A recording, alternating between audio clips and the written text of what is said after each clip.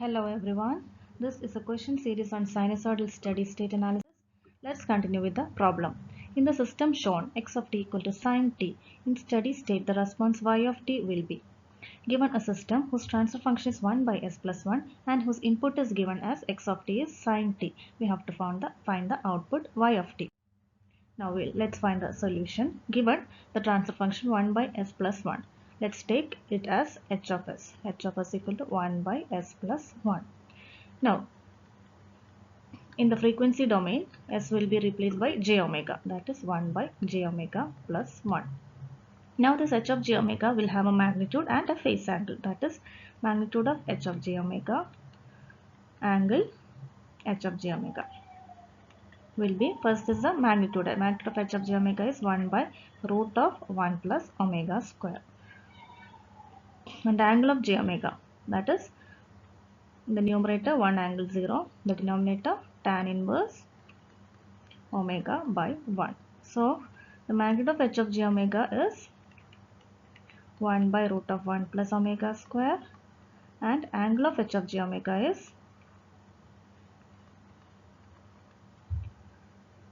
minus of tan inverse omega.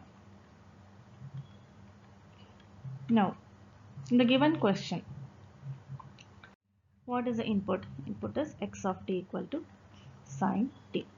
So, if a sinusoidal input is given to a system, then the output y of t will be the same sinusoid, but its amplitude will be multiplied by the amplitude of magnitude of h of j omega, and phase will be shifted by the phase angle of h of j omega. That is the constant into sin t plus phi. This is the output, that where a is the magnitude of h of j omega and phi will be the phase angle of h of j omega. Now what is the magnitude of h of j omega? That is, we have already found it as 1 by 1 root of 1 plus omega square, and the angle of h of j omega is minus tan inverse omega. Now what is omega? That is x of t is sin t, that means omega is equal to 1. Substituting, we get magnitude of h of j omega as 1 by root of 1 plus 1 square, that is 1 by root 2.